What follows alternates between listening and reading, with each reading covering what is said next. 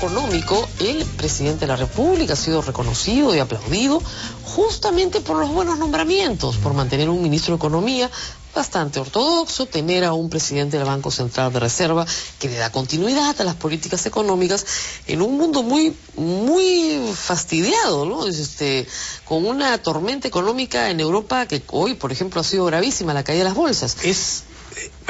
Aquí la clave está en la crisis mundial que se avecina y va a ser una crisis muy fuerte. Grecia estoy seguro que no se va a salvar. Europa le ha tendido la mano, pero está rebelde. El primer ministro ha pedido un referéndum. Un referéndum que evidentemente va a rechazar, digamos, lo que Europa quiere que haga Grecia, a cambio de que le condonen la mitad de la deuda que ellos mismos han adquirido. Entonces, eso va a traer una gran crisis, ¿no?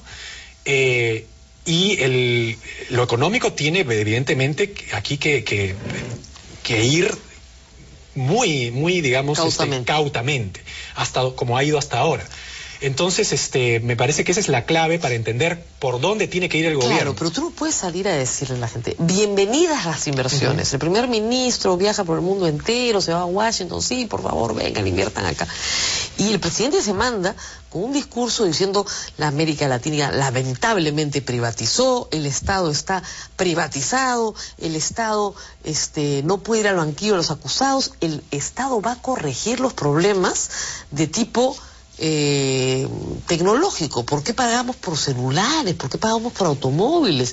Eso no lo puede corregir el mercado. El Estado, industrialización hacia adentro de productos tecnológicos tipo los 70. Dije, resucitó Velasco de nuevo. Por eso te decía, regresa al 2006 porque no tiene al lado al ministro de Economía, porque viajó sin el canciller. ¿Quién le escribió ese discurso en Paraguay? No tengo la menor idea, pero evidentemente ahí hay un cortocircuito entre lo que ha estado haciendo hasta ahora, que evidentemente ha cosechado, digamos, la tranquilidad, los aplausos y digamos, el consenso de buena parte de la población. Por algo tiene esa aprobación que tiene.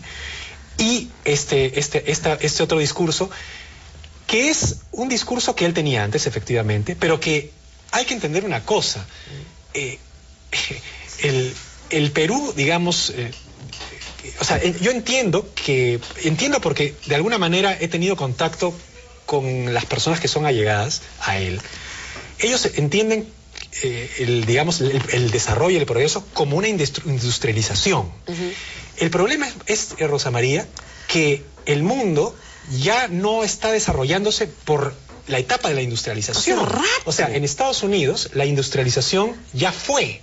O sea, todos esos, por eso que quiebran esas grandes empresas. Esos paradigmas ya fueron, pues. Entonces, toda la parte norte de Estados Unidos ya no existe ese gran poder industrial, porque se ha transformado en otro tipo de industria, que es la industria del microchip, la industria de la tecnológica, y la industria esa pesada ha pasado a otros lugares del mundo menos desarrollados. Entonces, cuando el presidente cree que el gran paradigma del país para ser desarrollado es la industrialización, hacer planchas, hacer carros, etcétera, está totalmente equivocado. Armas, quería hacer armas. Está equivocado, pues, ¿no? Porque ese no es el paradigma.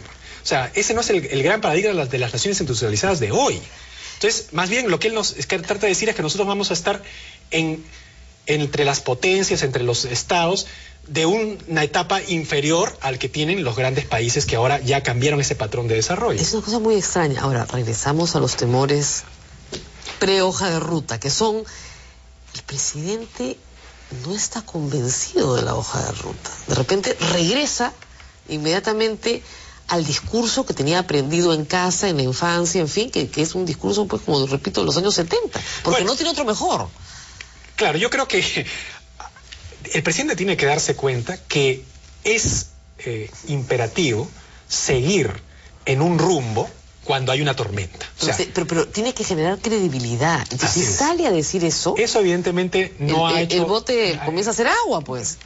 Por lo menos las personas que están en el bote se preguntan, bueno, ¿y dónde estamos yendo, no? Claro. Entonces, es un mal mensaje que evidentemente yo creo que es fruto de una serie de cosas entre personales. Hoy día no sé si será cierta una información que leí, que ya no lo dejaban entrar a la casa de sus padres, que le están reclamando las reformas que digamos, que los padres consideran que deberían hacerse. Debe tener presiones nadie votó por su papá. Así es, debe tener pues presiones de todo tipo. Claro. ¿No? Entonces, claro, va a una gira, se le acerca el rey de España con el señor Zapatero, primer ministro español, y lo agarran del brazo, lo sientan, porque la foto es clarísima, lo agarra del brazo y le habla de la deuda telefónica. Claro, el presidente sale de a pataleta, ¿no? Y entonces, claro, suelta, pues, a mí no me van a venir a presionar ni los poderes de la telefónica mediante el rey, ni nada por eso. Entonces, claro, eso lo entiendo. No, y además, la verdad, bien impertinente de parte de las autoridades españolas discutir un asunto que la respuesta del presidente del Perú va a ser, ¿está en el Poder Judicial? Así es. Ellos han querido ir al Poder Judicial, nos parece estupendo que se resuelva en el Poder Judicial. Porque estoy seguro que cuando nosotros tuviésemos un problema con España, no vamos a ir a presionar al rey y lo vamos a agarrar de la mano para decirle, don Juan Carlos, resuélvanos el problema a favor nuestro. No, eso es absurdo. Entonces, mal hacen los españoles en hacer ese tipo de presiones. Bueno, eso lo debe haber sacado de aquí. Ya sabemos de dónde vienen estas herencias, pues, ¿no? Virreinales. Claro, ¿no? Entonces, eso todavía le debe haber caído peor. Peor porque todavía. Siendo nacionalista y hablando de soberanías, que venga el rey de España, claro, al cual estoy seguro que tenía todo el placer de conocer, claro, pero que de alguna manera lo toque y lo trate de presionar, si es que ha sido así, para que él se pronuncie sobre un problema sobre el cual no tiene que pronunciarse, lo debe haber pues amargado la cumbre, ¿no? ¿Por qué nos tienen que sentar en el banquillo los acusados? Claro, eso lo entiendo, pero yo insisto, estamos ante una tormenta que va a ser muy grande y entonces el barco tiene que estar dirigido en una sola dirección. O sea, no pueden haber contramarchas ni pueden haber dubitaciones en esa tormenta. Si ya hemos elegido este camino, que es el camino de estos 100 días, y además es un camino que ha dado resultados cuando ha habido otra tormenta en el 2008, donde no crecimos nada, pero por lo menos capeamos el temporal, claro, cosa que no pasó en el resto del mundo. Claro. Entonces, ese es el camino que hay que seguir. Habrá que hacer ajustes, como se hacen en todas partes a medida que uno avanza, pero lo peor que uno puede hacer es cambiar de plan en plena tormenta.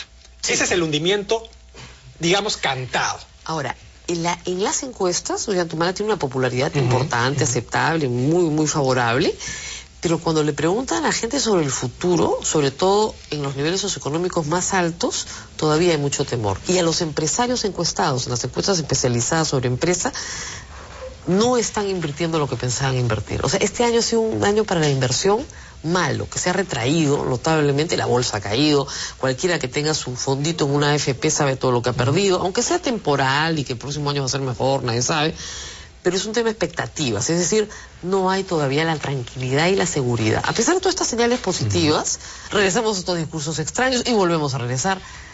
¿Qué podemos esperar los próximos 100 días? Bueno, los próximos 1000 días. Pongamos el vaso medio lleno. No sucedió la catástrofe que algunos pronosticaban, que era pues el velasquismo, el chavismo, el correísmo y el castrismo. Entonces eso no es o sea, creo que por ahí no está el camino. O sea, no veo que vaya por ahí. Veo que efectivamente, como tú bien dices, hay algunos digamos impromptus, ¿no es cierto? Claro. De discursos pasados que efectivamente generan temor, pero si las inversiones se han retraído, el asunto es que si hubiera habido el otro discurso, no había habido nada. Nada. Entonces, nada. Me parece que en ese sentido, el año comenzó bien cargado cuando, digamos, el actual presidente pasó a la segunda vuelta y hubiéramos pues tenido una terrible, digamos, un terrible panorama si es que él hubiera continuado con su antiguo plan. Como no ha pasado así, entonces efectivamente las inversiones no están lo mejor que uno quisiera, pero están. ¿Usted no tiene temor de que resucite el antiguo plan? Yo creo que no. Okay. Yo creo que no. Yo creo que, en primer lugar, porque siendo militar el presidente, entiende perfectamente lo que estamos hablando del barco en la tempestad. Es decir, nadie cambia de plan en plena batalla.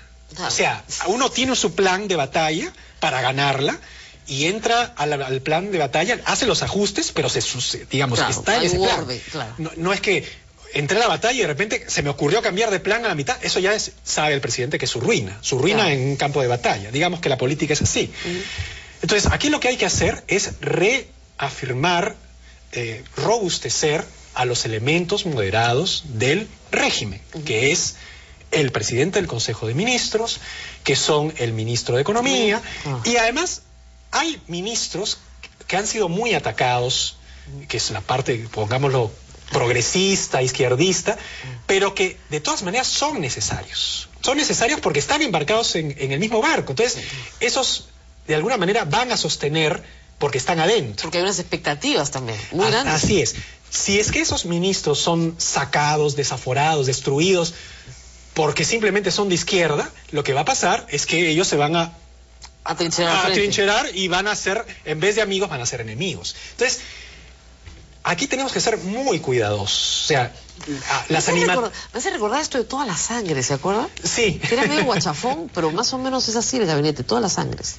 Este es más político, o sea, sí, más político. Porque aquí, digamos, sí hay un sector de izquierda importante, hay un sector de izquierda, podríamos decir, no radical, pero de izquierda, hay un sector de izquierda moderada, hay un sector liberal. Pregunta final antes de irnos, porque lamentablemente sé que nos tenemos que ir. Qué pena. Pero ese sector de izquierda, ¿no estará desesperado? Porque lo que está haciendo Humala no tiene nada que ver con ninguna plataforma de izquierda. Esto es una continuación del gobierno de Toledo y de García, en lo económico por lo menos. Ninguna reivindicación de ese tipo. O sea, acá no se ha estatizado nada. El Estado no es empresario en nada todavía. Entonces, esos están sentados diciendo ¿cómo? ¿Y lo que nos habían ofrecido?